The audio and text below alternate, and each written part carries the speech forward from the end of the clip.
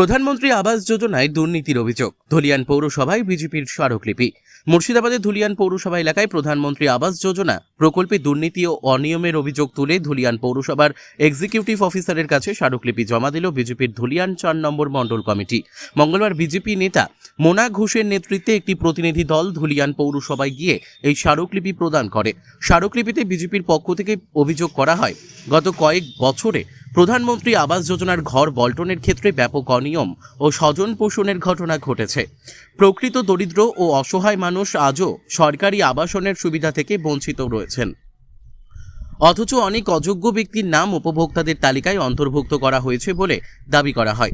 BJP নেতৃত্বের অভিযোগ, ধুলিয়ান পৌরসভার বিভিন্ন ওয়ার্ডে বহু নিম্ন আয়ের পরিবার এখনও কাঁচা ও জরাজীর্ণ বাড়িতে মানবেতর জীবনযাপন করছে, অথচ সরকারি প্রকল্পের সুবিধা পাওয়ার ক্ষেত্রে তারা উপেক্ষিত।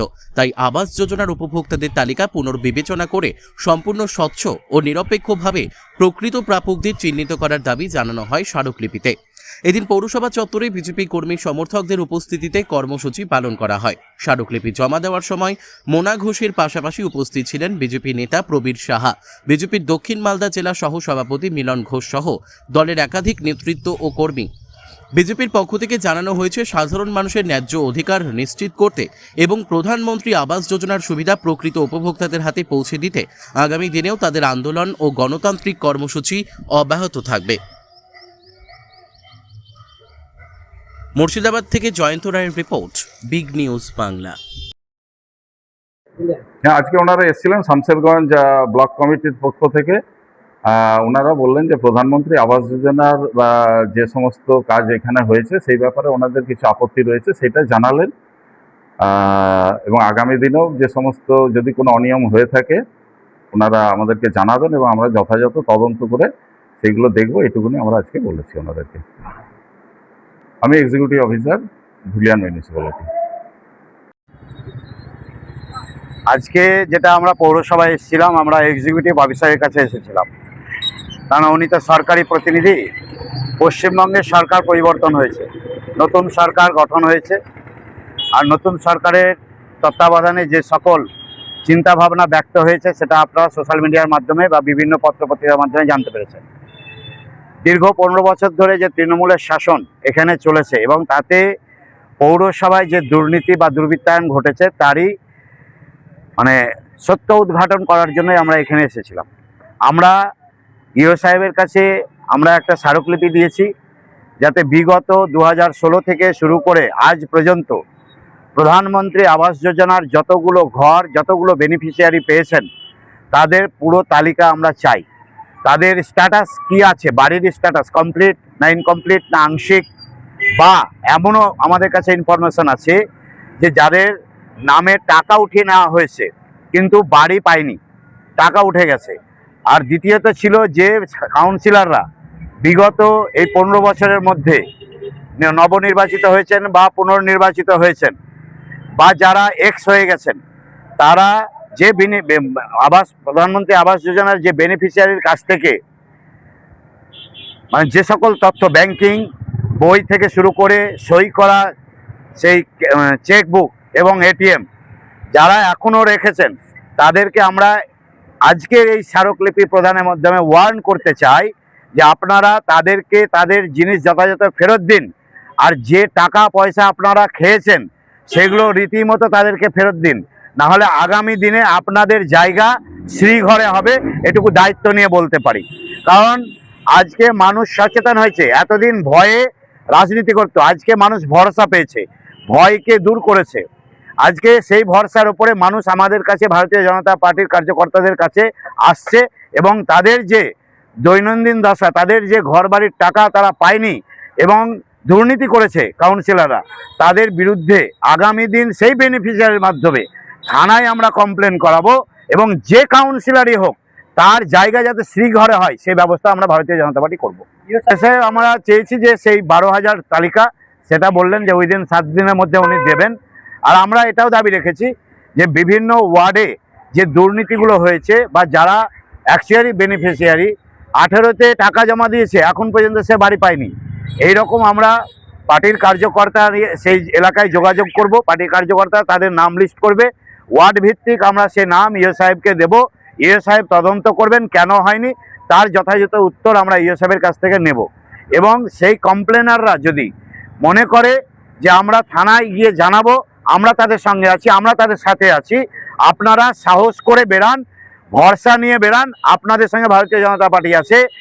যে কাউন্সিলর বা যারা এই ধরনের দুর্নীতি করেছে, আপনাদের নিজস্ব ডেটা বা আপনাদের বইপত্র এবং চেকবুক রেখেছে, সই করা চেকবুক, সেটা অবৈধ এবং অবৈধ এবং বেআইনি, তার ব্যবস্থা যথাযথ আমরা ভারতীয় জনতা পার্টি তাদের মাধ্যম দিয়ে প্রশাসনকে দিয়ে করাবো। যিনি ঘর পাবে মিস্টার এক্স বা মিসেস এক্স, তার নামে অ্যাকাউন্ট খোলা হয়েছে ধুলিয়ানে, এত অ্যাকাউন্ট ব্যাংক থাকা সত্ত্বেও পার্টিকুলারলি টোটালটাকে যাতে মিসইউজ করা যায়, মানুষকে মিসগাইড করা যায়, তাদের তোলাবাজি দুর্নীতি যাতে বহাল থাকে, তার জন্য পুরো ব্যাংক অ্যাকাউন্টকে নিয়ে চলে গেল ঔরঙ্গাবাদের আইসিআইসিআই ব্যাংকে। কারণ প্রধানমন্ত্রীর আবাস যোজনা কোনো জায়গায় লেখা নাই যে নির্দিষ্টভাবে যারা ওখানে কর্তৃপক্ষ যদি বলে যে অমুক ব্যাংকে করতে হবে, তা নয়, ব্যাংক অ্যাকাউন্ট থাকলেই হবে, সরকারি ব্যাংক অ্যাকাউন্ট থাকলেই হবে। আজকে কিন্তু তার প্রতিফলন আমরা ধুলিয়ানে দেখতে পাচ্ছি। বহু আবাস যোজনার যারা টাকা পয়সা, তারা আজকে নিজস্ব হোম সেন্টারের ব্যাংকে তারা টাকা ট্রান্সফার করেছে বা হচ্ছে বা পাচ্ছে। তাহলে প্রথম কথা হচ্ছে যে ইনিশিয়েটিভলি ওই ঘটনাটা ঘটানো হয়েছিল কেন। সেকেন্ড, একজন যিনি ঘর পাচ্ছেন, গভর্নমেন্ট সরাসরি তার অ্যাকাউন্টে টাকা দিচ্ছে, তাহলে সেই অ্যাকাউন্টের যাবতীয় তথ্য, চেকবুক বলুন, পাসবুক বলুন, এটিএম বলুন, তার অধিকারীকে কাউন্সিলর না যিনি বাড়ি পাচ্ছেন তিনি? এটা প্রশ্ন আপনার কাছে, এর উত্তরগুলো আমরা নিব। আজ পর্যন্ত দীর্ঘ 15 বছর ধরে যে অ্যাকাউন্টগুলো এখনো হয়ে আছে এবং মিসইউজ হয়েছে, মিসইউজটা আপনাকে বলি। ঘর পাওয়ার প্রবণতায়, লোভে বলছি না, প্রবণতায় পাবো, একটা আমার টালির ছাদ আছে, ভাঙা ঘর আছে, ছাদ হবে, এই চিন্তাভাবনাতে এবং কাউন্সিলরের মানসিকতার যে দুর্বৃত্তায়ন, যে মানসিকতা, দুর্নীতিগ্রস্ত যে মানসিকতা, সেই মানসিকতায় তারা যখন তাদের কাছ থেকে অ্যাকাউন্টগুলো যখন হয়ে গেছে কমপ্লিটলি, তাদের কাছ থেকে 5খানা চেক তাদের সামনে তাদেরকে বাধ্য করেছে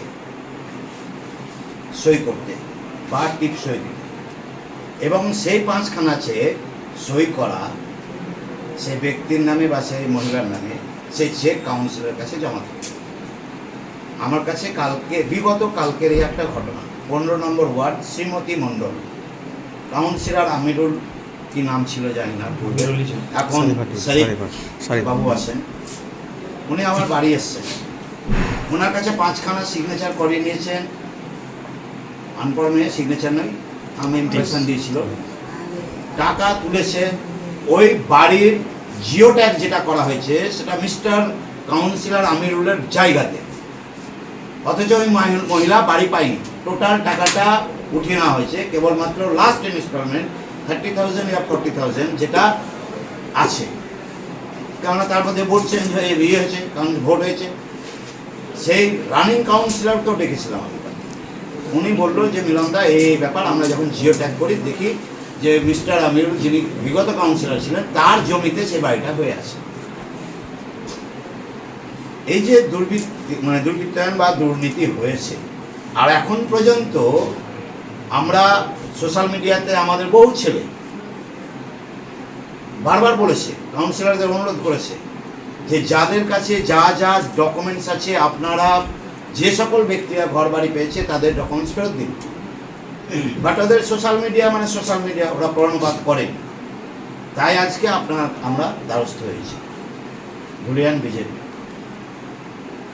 ইনি ধুলিয়ান বিজেপির টাউন সভাপতি মনা ঘোষ, জেলার এক্সিকিউটিভ মেম্বার কবির সাহা, আর রয়েছে ধুলিয়ানের যুব মোর্চা এবং